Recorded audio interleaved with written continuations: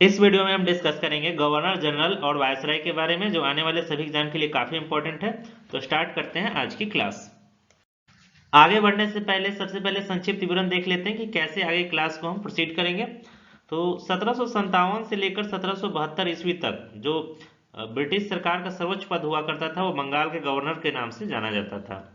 फिर 1773 में regulating act आया, तो उसके बाद जो है बंगाल का गवर्नर बन गया बंगाल का गवर्नर जनरल, यानी कि ब्रिटिश सरकार का सर्वोच्च पद बन गया बंगाल का गवर्नर जनरल। 1832 तक ये चला।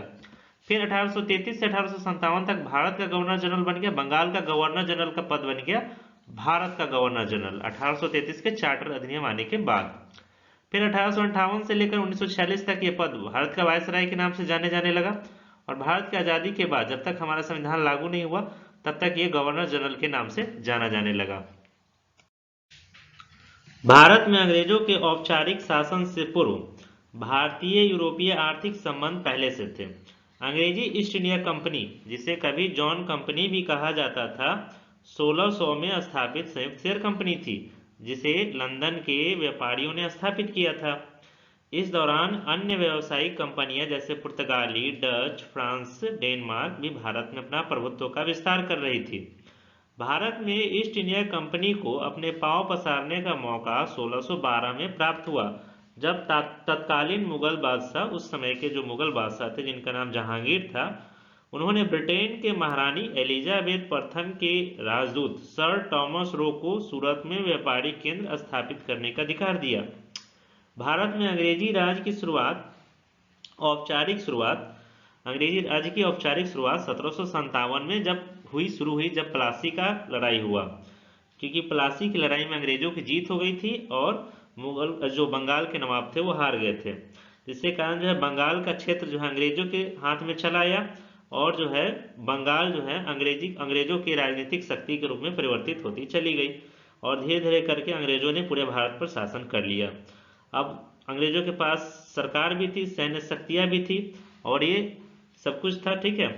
यानी कि अब अंग्रेजी ईस्ट इंडिया कंपनी जो थी पूरी तरह से कंट्रोल कर रही थी इंडिया को। ये 1857 तक चला। 1857 के विद्रोह के बाद अंग्रेजी सरकार जो है भारत को अपने अधीन कर लिया था। तो ये थी ओवरव्यू था भारत में अंग्रेजी सरकार की स्थापना का ओवरव्यू, कि कैसे भारत में अंग्रेजी सरकार की स्थापना हुई। पहले ईस्ट इंडिया कंपनी ही कंट्रोल कर रही थी, 1857 के बाद अंग्रेजी सरकार इसको अपने कंट्रोल में ले ली, ठीक है। और ये उनका प्रभुत्व जो शुरू हुआ मेन प्लासी की लड़ाई के बाद ही शुरू हो गया था, ठीक है। तो स्टार्ट करते हैं बंगाल के गवर्नर से, जो कि 1757, अभी मैंने डिस्कस किया कि 1757 में जो प्लासी की लड़ाई हुआ, कब हुआ? 1757 में। तो उसमें जो हार हो गई थी बंगाल के नवाबों की, उनमें जो मेन योगदान था रॉबर्ट क्लाइव का ही था। तो रॉबर्ट क्लाइव के बारे में जानते हैं, इनके बारे में इनका क्या क्या योगदान रहा है। तो इन्होंने सबसे पहले द्वैत शासन लागू किया। इनके समय काल में प्रशासन जो था बंगाल का नवाब चलाता था, ठीक है। और भू राजस्व, सैनिक, ये सब जो है कौन किसके हाथ में था? ईस्ट इंडिया कंपनी के हाथ में था, ठीक है। यानी कि द्वैत शासन था, बंगाल का नवाब भी चलाता था और ईस्ट इंडिया कंपनी भी चलाती थी, ठीक है। इसके बाद जो है इनके बाद रॉबर्ट क्लाइव के बाद जो बंगाल के गवर्नर बने वो बने लॉर्ड वेरेलेस्ट कार्टियर, और 1772 में वारेन हेस्टिंग्स बंगाल के गवर्नर बने। उसके बाद तो ये बंगाल का गवर्नर का पद ही समाप्त हो गया, ठीक है। गवर्नर जनरल की ये लिस्ट है जिसको मैं डिस्कस कर लेता हूँ। एक्चुअली ये साइड जो है वो गवर्नर जनरल ऑफ बंगाल हो जाएगी। ये किस कहाँ के गवर्नर जनरल थे ये लोग? बंगाल। और ये हो जाएंगे गवर्नर जनरल ऑफ इंडिया, क्योंकि इंडिया का गवर्नर जनरल का जो पद शुरू हुआ था वो 1833 से शुरू हुआ था और 1772 से लेकर 1832 तक बंगाल का गवर्नर जनरल का पद हुआ करता था, ठीक है। तो वारेन हेस्टिंग्स जो है पहले बंगाल के गवर्नर जनरल बने। कब बने? 1773 से 1785 तक। उसके बाद लॉर्ड कॉर्नवालिस बने बंगाल के गवर्नर 1786 से 1793 तक। फिर उसके बाद कौन बने? सर जॉन सोर बने 1793 से 1798 तक। फिर उसके बाद लॉर्ड वेलेजली बने 1798 से 1805 तक। उसके बाद बने सर जॉर्ज बैरलो 1805 से 1807 तक। फिर लॉर्ड मिंटो फर्स्ट बने 1807 से 1813 तक बंगाल के गवर्नर। फिर लॉर्ड हेस्टिंग्स बने 1813 से 1823 तक। फिर लॉर्ड एमहर्स्ट बने 1823 से 1828 तक। उसके बाद लॉर्ड विलियम बेंटिक बने बंगाल के गवर्नर 1828 में, लेकिन इनके बीच में ही 1833 में ही चार्टर अधिनियम आया और उसके बाद क्या हुआ? इनको भारत का गवर्नर जनरल बना दिया गया। तो ये पहले भारत के गवर्नर जनरल है, ठीक है। First governor general of India Lord William Bentinck, और first governor general of Bengal क्या हो जाएगा, वारेन हेस्टिंग्स हो जाएगा। उनके बाद बने लॉर्ड मेटकॉफ बने, फिर लॉर्ड ऑकलैंड बने, फिर लॉर्ड एलन बेरो, फिर लॉर्ड हार्डिंग फर्स्ट बने 1844 से 1848 तक, फिर लॉर्ड डलहौजी 1848 से 1856 तक, फिर लॉर्ड कैनिंग बने 1856 से लेकर 1857 में ही क्या हो गया, इनके शासनकाल में ही 1857 का विद्रोह हो गया। फिर ये पद भी खत्म कर दिया गया, इन गवर्नर जनरल का पद, और बना दिया गया वायसराय। फिर कौन सा पद आया 1857 में, वायसराय का पद आया 1857 में नहीं, 1858 में आया। तो देख लेते हैं लिस्ट। तो पहले वायसराय कौन बने, लॉर्ड कैनिंग बने, ठीक है। फिर उसके बाद जो है ये सारी लिस्ट यहाँ पे है, लॉर्ड एल्गिन बने, रॉबर्ट नेपियर बने, ठीक है, मैयो है, ब्रुक है, लिटन, रिपन, ठीक है। तो ये सारी लिस्ट मैंने यहाँ प्रोवाइड कर दी जिसको आप देख सकते हैं। सबसे लास्ट में कौन है, लॉर्ड लुइस माउंटबेटन। जब भारत आज़ाद हुआ तो यही थे भारत के वायसराय। जब भारत आज़ाद हो गया तो फिर से गवर्नर जनरल का पद आया, ठीक है। जब तक ये भारत का संविधान नहीं लागू हुआ तो लॉर्ड लुइस माउंटबेटन को ही बनाया गया पहला, फिर उसके बाद चक्रवर्ती राजगोपालाचार्य जी को बनाया गया। तो ये लिस्ट थी governor general of Bengal, governor general of India and viceroy of India की लिस्ट, ठीक है। बढ़ते हैं नेक्स्ट। अब हम बंगाल और भारत के गवर्नर जनरल को एक एक कर स्टडी करेंगे, बंगाल के भी और भारत के भी। तो शुरू करेंगे बंगाल के गवर्नर जनरल से, ओके। क्योंकि 1773 से लेकर और 1773 से लेकर 1832 तक बंगाल का गवर्नर जनरल, फिर 1833 से लेकर 1857 तक भारत का गवर्नर जनरल का पद था। तो स्टार्ट करते हैं बंगाल के गवर्नर जनरल के पद से। तो सबसे पहले बंगाल के गवर्नर जनरल बनाया गया किनको, वारेन हेस्टिंग्स जी को। 1772 में ये बने थे, 1772 में ये बने थे। तो उस समय बंगाल के गवर्नर जनरल नहीं थे, ये बंगाल के गवर्नर थे। फिर बाद में ये जब रेगुलेटिंग एक्ट आया 1773 में, तो इनको बंगाल का गवर्नर जनरल बना दिया गया। तो ये भी क्वेश्चन पूछा जाता है कि बंगाल के अंतिम गवर्नर कौन थे, तो वारेन हेस्टिंग्स। बंगाल के पहले गवर्नर जनरल कौन थे, तो वारेन हेस्टिंग्स ही हो जाएंगे, ठीक है। 1772 में ही बन गए थे, लेकिन गवर्नर जनरल का इनको ही बना दिया गया, इनको ही गवर्नर जनरल का पद दे दिया गया 1773 में। ये बंगाल के पहले गवर्नर जनरल थे। यहाँ पे क्या होना चाहिए, गवर्नर जनरल होना चाहिए, और अंतिम गवर्नर थे, ठीक है। इनके शासनकाल में जो इंपॉर्टेंट काम हुआ उसको देखना जरूरी है। तो 1784 में एशियाटिक सोसाइटी ऑफ बंगाल स्थापित किया गया, ये इंपॉर्टेंट है एग्जाम के लिए। 1781 में इस्लामिक अध्ययन को बढ़ाने के लिए कलकत्ता मदरसा की स्थापना इन्होंने की, ठीक है। और इन्होंने प्रत्येक जिले में नागरिक और आपराधिक अदालतें स्थापित की। पहला आंग्ल मराठा युद्ध इन्हीं के समय शासनकाल में लड़ा गया था। सालाबाई की संधि पर ही वारेन हेस्टिंग्स के द्वारा ही हस्ताक्षर किया गया था, ठीक है। सुप्रीम कोर्ट की स्थापना, कोलकाता में सुप्रीम कोर्ट की स्थापना भी इन्हीं के शासनकाल में हुआ था, ठीक है। ये थे कुछ इंपॉर्टेंट फैक्ट्स वारेन हेस्टिंग्स के बारे में। तो क्या क्या याद रखना है, एशियाटिक सोसाइटी ऑफ बंगाल की स्थापना वारेन हेस्टिंग्स के द्वारा, कलकत्ता मदरसा की स्थापना वारेन हेस्टिंग्स के शासनकाल में है, कलकत्ता में सुप्रीम कोर्ट की स्थापना वारेन हेस्टिंग्स के समय है, पहला आंग्ल मराठा युद्ध वारेन हेस्टिंग्स के समय है, सालाबाई की संधि पर हस्ताक्षर वारेन हेस्टिंग्स के द्वारा है, और हाँ, भागवत गीता का पहला अनुवाद भी वारेन हेस्टिंग्स के द्वारा ही कराया गया। तो ये थे वारेन हेस्टिंग्स के बारे में कुछ इंपॉर्टेंट फैक्ट्स जो एग्जाम के लिए काफी इंपॉर्टेंट है। नेक्स्ट जो गवर्नर बने बंगाल का, उनका नाम था मैकफरसन था, 1785 से 1786 तक। तो ये अस्थायी था, अस्थायी रूप से थे, तो इनका कोई इतना इंपॉर्टेंट है नहीं। इसके बाद जो सबसे इंपॉर्टेंट है वारेन हेस्टिंग्स के बाद वो कार्नवालिस का आता है, 1786 से 1793 तक इनका कार्यकाल रहा, ठीक है। इन्होंने बंगाल और जमींदारी प्रणाली का अस्थायी निपटान किया, ठीक है। उनके द्वारा पुलिस सुधार की शुरुआत की गई थी। ये इंपॉर्टेंट फैक्ट है कि पुलिस सुधार की शुरुआत बंगाल के किस गवर्नर जनरल के द्वारा सबसे पहले की गई, तो कार्नवालिस के द्वारा। भारत में सिविल सेवा, ठीक है, सिविल सेवा की शुरुआत किसके द्वारा की गई, तो कार्नवालिस के द्वारा ही की गई, ठीक है। तो ये इंपॉर्टेंट फैक्ट है। और इनके समय में जो तीसरे एंग्लो मैसूर युद्ध हुआ था, इन्हीं के समय में हुआ था, कार्नवालिस के समय। और श्रीरंगपट्टनम की जो संधि पर हस्ताक्षर किया गया वो कार्नवालिस के द्वारा ही किया गया, ठीक है। इन्होंने अस्थायी बंदोबस्त व्यवस्था भी लाया था, ठीक है। कार्नवालिस के बाद सर जॉन शोर का शासन शुरू हुआ 1793 से 1798 तक, 5 साल तक ही रहे। इन्होंने गैर हस्तक्षेप की नीति का पालन किया, अहस्तक्षेप की नीति। और दूसरा 1793 का चार्टर अधिनियम इन्हीं के समय में पेश हुआ। और खरदा की लड़ाई इन्हीं के समय में हुआ। तो ये 3 फैक्ट याद रखना सर जॉन सॉर के बारे में। इनका शासनकाल 1793 से 1798 तक। सर जॉन सॉर के बाद लॉर्ड वेलेस्ली को बंगाल का गवर्नर बनाया गया, गवर्नर जनरल बनाया गया। 1798 से लेकर 1805 तक इनका शासन रहा। इनके समय में कौन सी इंपॉर्टेंट घटना घटी, इन्होंने कौन कौन से इंपॉर्टेंट काम किया जो एग्जाम में पूछा जा सकता है। तो कलकत्ता में फोर्ट विलियम कॉलेज की स्थापना इनके द्वारा की गई, ये इंपॉर्टेंट है। नागरिक सेवाओं के पिता के रूप में इनको जाना जाता है।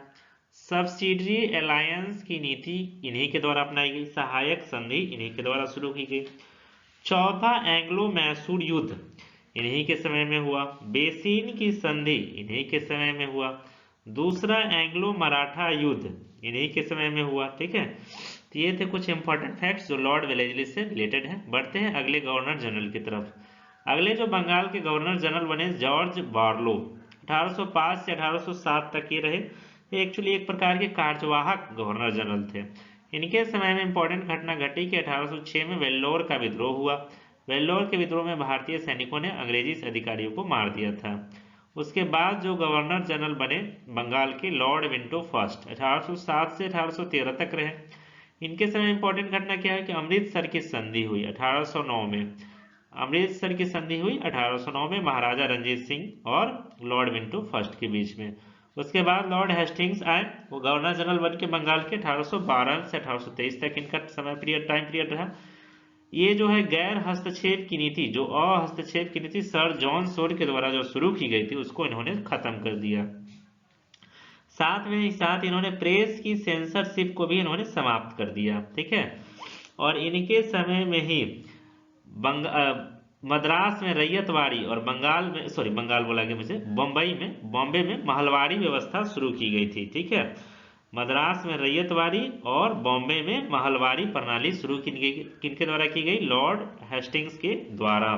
ठीक है, तीसरा आंग्ल मराठा युद्ध भी लॉर्ड हेस्टिंग्स के समय में ही हुआ था। एक्चुअली 1812 नहीं होना चाहिए, 1813 होना चाहिए। ठीक है, क्योंकि 1813 में जब लॉर्ड विंटो फर्स्ट का समय टाइम पीरियड खत्म हुआ तो वहीं से लॉर्ड हेस्टिंग्स का शुरू हुआ। ठीक है, और हाँ, सुगौली की संधि जो इंपॉर्टेंट संधि है 1816 में हुई थी, एंग्लो नेपाल युद्ध के बाद हुई थी। 1816 में हुई थी, ईस्ट इंडिया कंपनी और नेपाल के बीच ये संधि हुई थी। ये भी संधि जो है लॉर्ड हेस्टिंग्स के समय में ही हुई थी। इसके बाद जो बंगाल के गवर्नर जनरल बने लॉर्ड एमहर्स्ट, जो 1823 से 1828 तक इनका टाइम पीरियड है। इनके समय काल में प्रथम एंग्लो बर्मीज युद्ध 1824 से 1826 हुआ। बैरकपुर विद्रोह 1824 भी इन्हीं के टाइम पीरियड में हुआ था। इनके टाइम पीरियड में, लॉर्ड एमहर्स्ट के टाइम पीरियड में। उसके बाद जो बंगाल के गवर्नर जनरल बने लॉर्ड विलियम बेंटिक, और इनका आधा ही इस कार्यकाल हुआ था कि यही बन गए भारत के गवर्नर जनरल। 1828 से 1835 तक इनका शासनकाल रहा है। इनके समय में कौन कौन सी इंपॉर्टेंट घटना घटी वो देख लेते हैं, एग्जाम के लिए काफी इंपॉर्टेंट है। लॉर्ड विलियम बेंटिक, तो देखिए इनके द्वारा क्या क्या किया गया। कन्या भ्रूण हत्या, बाल बलिदान पर इन्होंने रोक लगा दी। अंग्रेजी को उच्च शिक्षा की भाषा बनाई।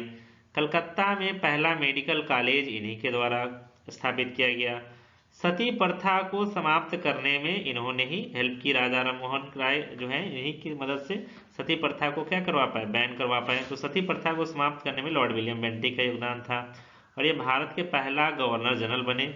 बंगाल के अंतिम governor general Lord William Bentinck, Bharat के पहले governor general Lord William Bentinck. ठीक है, तो ये इंपॉर्टेंट इनका एक वर्क रहा है। क्या क्या कौन कौन सा वर्क रहा, सती प्रथा का उन्मूलन, फिर अंग्रेजी की उच्च शिक्षा की भाषा बनाना, कन्या भ्रूण हत्या को रोक, बाल बलिदान पर रोक। ठीक है, कुछ अच्छे काम इन्होंने किए, और पटना मेडिकल कॉलेज को भी कलकत्ता में इन्होंने स्थापित किया था। बढ़ते हैं अगले भारत के गवर्नर जनरल की तरफ। तो अगला जो भारत के गवर्नर जनरल बने लॉर्ड विलियम बेंटिक तो मैंने देख ही लिया। चार्ल्स मेटकाफ बने, कौन बने अगले, लॉर्ड चार्ल्स मेटकाफ बने। इनका टाइम पीरियड मात्र 1 साल का है, अस्थायी था। इन्होंने वर्नाकुलर प्रेस पर प्रतिबंध को क्या कर दिया था, हटा दिया था।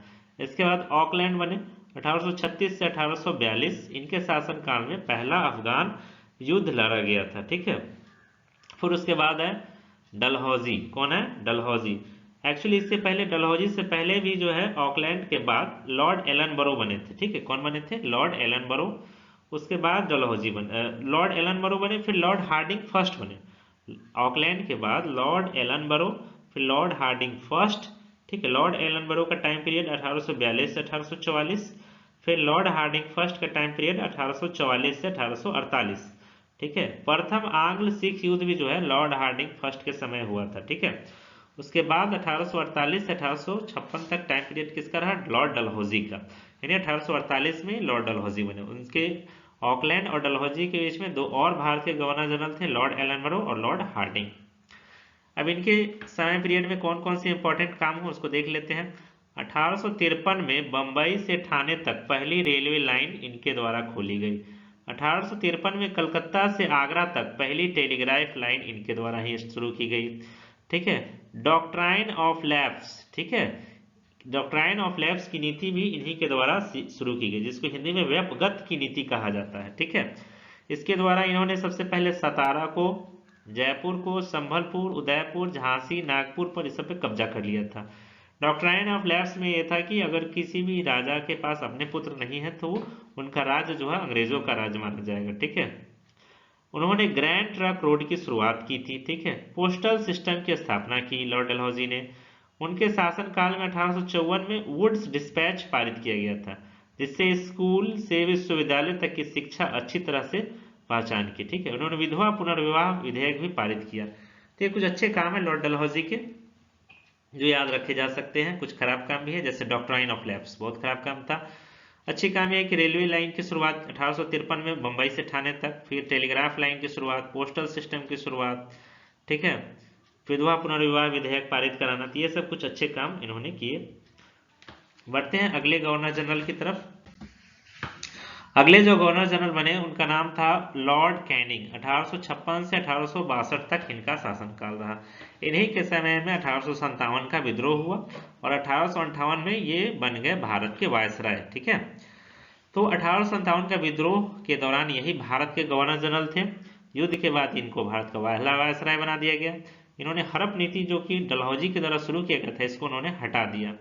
इन्हीं के शासनकाल में भारत परिषद अधिनियम 1861 पारित किया गया। कौन सा अधिनियम पारित किया गया, भारत परिषद अधिनियम 1861 इन्हीं के समय में पारित किया गया। 1857 में बंबई, कलकत्ता, मद्रास विश्वविद्यालय की स्थापना भी इन्हीं के द्वारा लॉर्ड कैनिंग के द्वारा की गई, ठीक है। बढ़ते हैं अगले वायसराय की तरफ। उनका नाम है लॉर्ड लॉरेंस। 1864 से 1869 तक इनका टाइम पीरियड है, ठीक है।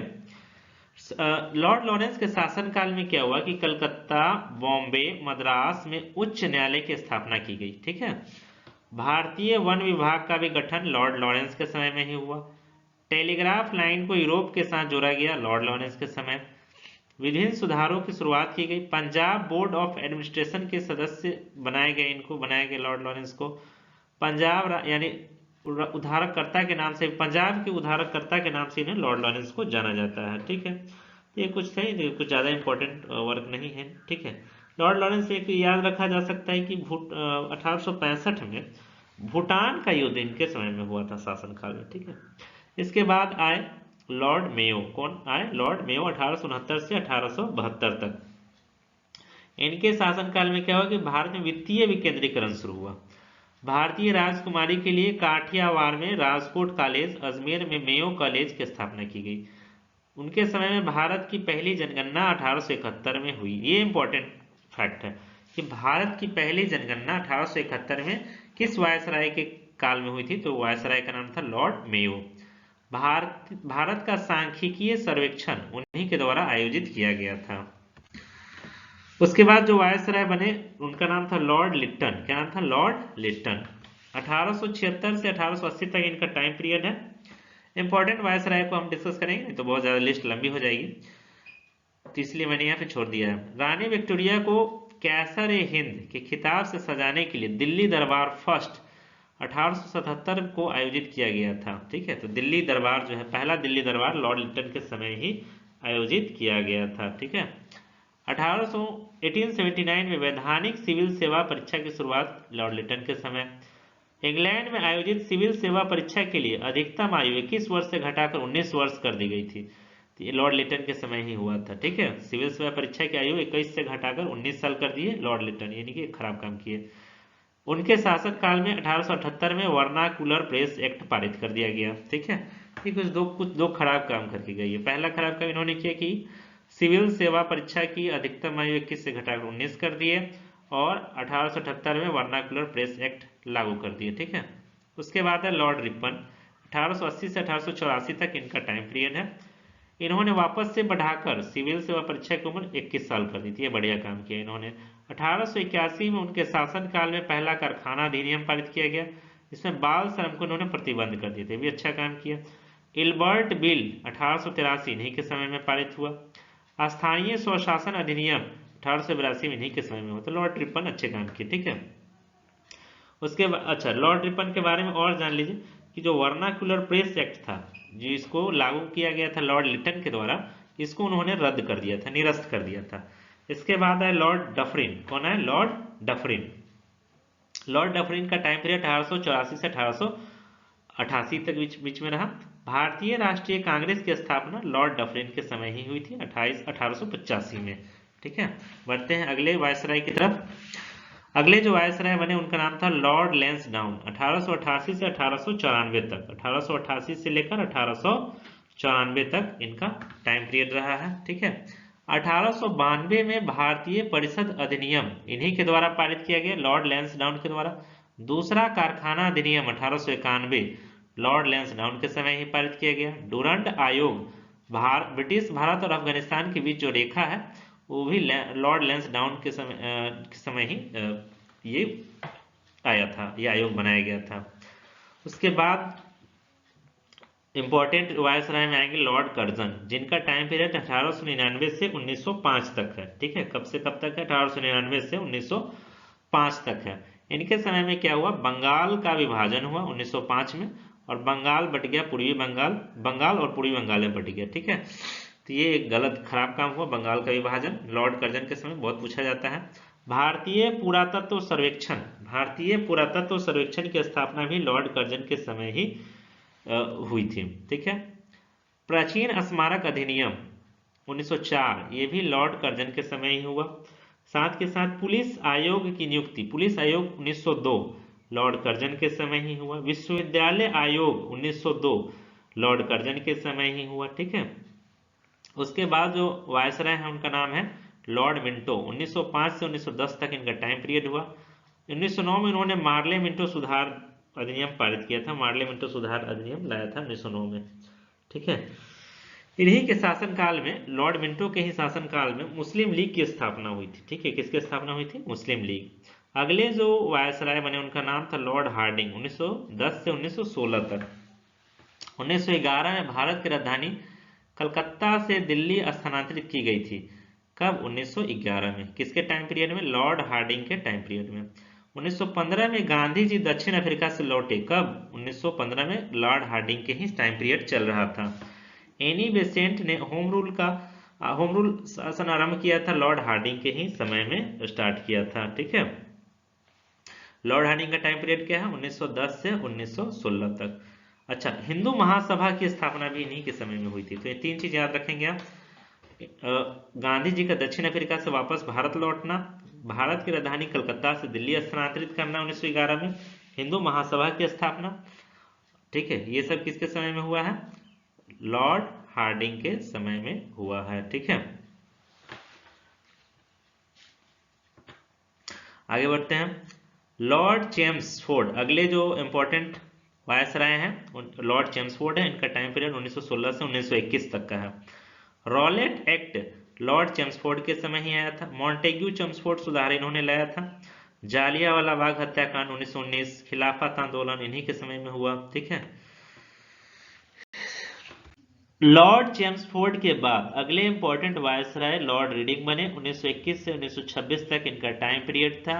इनके समय में जो इंपॉर्टेंट घटना घटी उसको देख लेते हैं। चौड़ी चौड़ा की घटना लॉर्ड रीडिंग के समय में ही हुई थी। स्वराज पार्टी की स्थापना लॉर्ड रीडिंग के ही समय में हुई। ठीक है, काकोड़ी कांड 1925 में जो काकोड़ी कांड हुआ था वो भी लॉर्ड रीडिंग के समय में ही हुआ था। लॉर्ड इरविन के बारे में जानते हैं। ठीक है, तो लॉर्ड इरविन का जो टाइम पीरियड है 1926 से 1931 तक। साइमन कमीशन 1928 में है, उस समय भारत के वायसराय लॉर्ड इरविन थे। दांडी की घटना, दांडी यात्रा 1930 लॉर्ड इरविन के ही समय में हुआ। सविनय अवज्ञा आंदोलन 1930 लॉर्ड इरविन के ही समय में हुआ। 1931 में जो प्रथम गोलमेज सम्मेलन आयोजित किया गया, जिसमें ये भी किसके शासनकाल में ही हुआ था, लॉर्ड इरविन के ही समय में हुआ था। उसके बाद जो इंपॉर्टेंट वायसराय उनका नाम है लॉर्ड वेलिंगटन। लॉर्ड वेलिंगटन का शासन 1931 से 1936 तक, इनके शासनकाल में पूना पैक्ट पर हस्ताक्षर किया गया। ठीक है, इनके समय में ब्रिटिश के जो प्रधानमंत्री थे रामसे मैकडोनाल्ड, इन्हें सांप्रदायिक पुरस्कार शुरू किया था। ठीक है, इन्हीं के शासनकाल के समय। और भारत सरकार अधिनियम, जो इंपॉर्टेंट अधिनियम था 1935 का, वो भी लॉर्ड वेलिंगटन के ही समय में शुरू हुआ। ठीक है, दूसरा और तीसरा गोलमेज सम्मेलन 1932 में हुआ, वो भी जो है लॉर्ड वेलिंगटन के ही समय में हुआ था, दूसरा और तीसरा गोलमेज सम्मेलन। लॉर्ड वेलिंगटन के बाद लॉर्ड लिनलिथ वो जो है भारत के वायसराय बने, जिनका टाइम पीरियड 1936 से 1944 तक था। क्रिप्स मिशन 1942 लॉर्ड लिनलिथ के समय में ही हुआ। भारत छोड़ो आंदोलन 1942 लॉर्ड लिनलिथ के ही समय में हुआ।